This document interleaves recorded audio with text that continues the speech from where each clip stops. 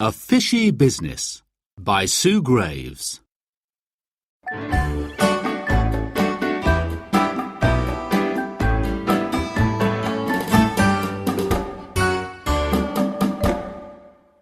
Chapter 8.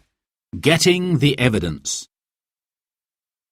Jack and Mary wanted to return to the old pump house later that same night, but their mother said that they could not have another late night during the school week. "Your schoolwork will suffer if you have another late night," she said. "But I have the perfect plan to get the evidence to prove Sid Scrub is polluting the stream," said Jack.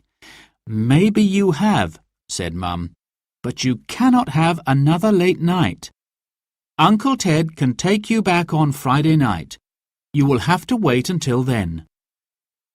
Jack and Mary were disappointed, but they knew their mother was right.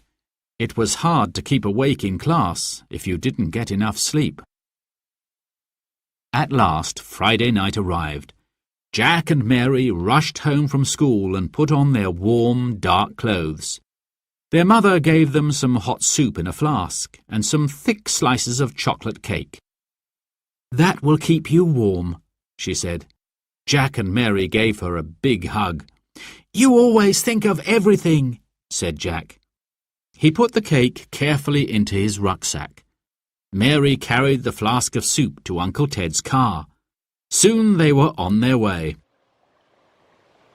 As usual, Uncle Ted parked the car near the gate at the top of the field. They walked down to the old pump house. No one spoke a word. They didn't want anyone to see them or hear them. Uncle Ted pulled up the collar of his coat to keep warm. It was a chilly night for late spring. "I hope your plan works, Jack," said Uncle Ted. "It will," said Jack.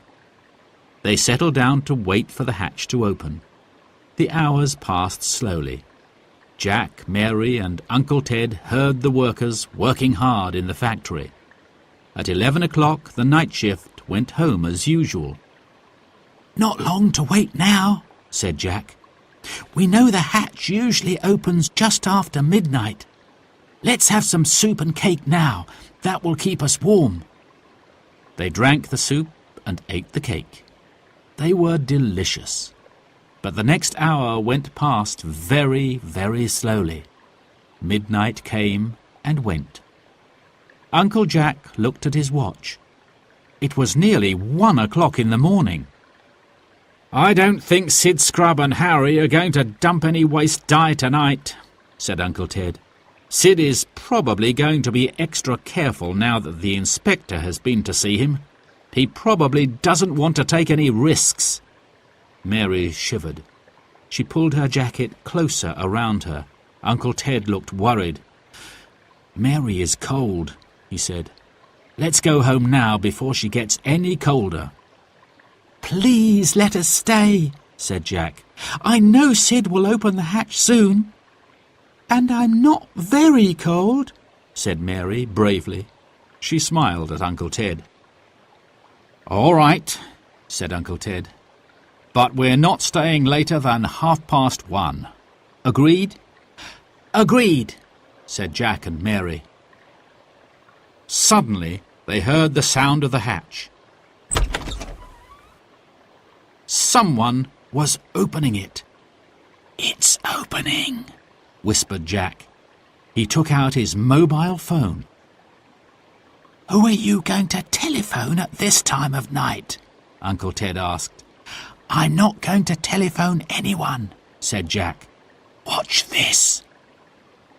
He crawled on his stomach nearer to the open hatch. He turned on his mobile phone. He pressed the video button. The mobile phone began to record everything that was happening. It recorded Sid Scrub and his brother as they pulled the barrels to the open hatch. It recorded them as they tipped the waste dyes out of the barrels. It recorded the dyes as they splashed into the water below. "That's got rid of all the waste," said Sid Scrub to his brother. "Make sure you clean those barrels out well." Harry splashed water into the barrels and then tipped it into the water to join the rest of the waste. "We tricked that inspector, didn't we?" said Harry. "He said we must take care not to harm the fish in the stream." Sid Scrub laughed. "Who cares about the inspector?" he sneered. "I don't care if all the fish in the stream die. I don't want to waste my money or my time taking this waste to the dump." Then they shut the hatch. Everything went silent again. Jack had recorded every word that Sid and his brother said on his mobile phone. Jack crawled back to Uncle Ted and Mary. "I've recorded everything," said Jack. "Look!" Jack showed Uncle Ted his recording. "That is amazing," said Uncle Ted. "I didn't know that you could take pictures and record voices with a mobile phone. I thought you could only talk on them." Mary laughed. "Oh, Uncle Ted," she said, "mobile phones can do lots of things these days." "Now we have the evidence we need," said Jack. "The inspector will have to believe us when he sees this." "It was a brilliant plan," said Uncle Ted. "I'm really proud of you, Jack." "We must get this evidence to the inspector right away," said Mary. "The local council offices won't open again until Monday morning," said Uncle Ted. "I'll take your phone and show the inspector your evidence then." "Thank you, Uncle Ted," said Jack. "I wonder what the inspector will say when he sees our recording." "We'll have to wait and see," said Uncle Ted. "We'll have to wait and see."